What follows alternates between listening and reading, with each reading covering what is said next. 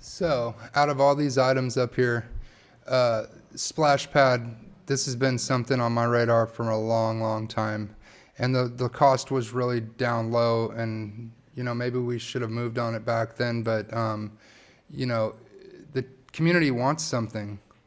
They see all this money in front of them, and they're like, what do we get? I mean, obviously, they get to use all the services, that come with it, but we really need something here that the citizens can say, hey, council created this. So I'm a huge fan of that. I know it's going to be expensive, but we have a lot of people, especially that live in District 3, District 2, that they can't afford a pool. I just looked online yesterday at Google Maps. Most of the pools are in District 5. It's not even close. And then District 1 has a whole ton of pools too.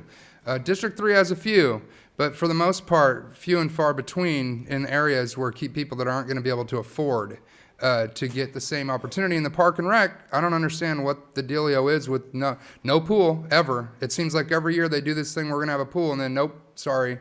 And so that's disconcerting. They figure out how to do it in Huron, but they don't figure out how to do it in Coailinga. Right, and so they break it down on lifeguards, and that's what they say, but I mean, I look at the scenario like, hey, people apply to be lifeguards, and they're told all of a sudden, hey, we don't have enough. I don't know what it is, but it's a problem. And so I'm just saying, like, this could be a nice little solution. And then the other thing, I had a question, what is the portable message signs for? What do those do?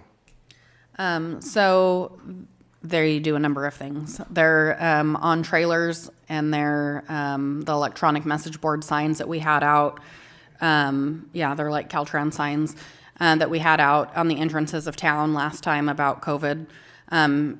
We also can put messages about road closures. So we can do a lot of things with them, but every time that we use them now, we have to rent them, and they're very expensive. So it's almost cheaper to buy them than it is to rent them. You can slow down people with them too.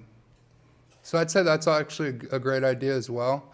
And in fact, pretty much all of the ideas up there are really good. The animal shelter, it's not even close. We need an animal shelter. It's the number 2 pulled thing. Most people are interested in public safety and then animal shelter, and it's right there. And so I know it's an expensive cost, and I know everything along with it is expensive, but that would be a great thing. And then I'm just going to say, we're sending, $48,000 a year on CRISCOM? They haven't done anything, I don't think. They've made phone calls.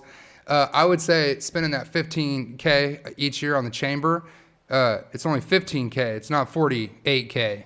And the chamber's local, and they do get down to business, and we bring people in. I would say please do that. That is a minimal expense compared to what other cities give chambers. Some of them, I believe Hanford used to give $40,000 before Main Street came in, and so now they give it to Main Street, and they give a sizable portion to them.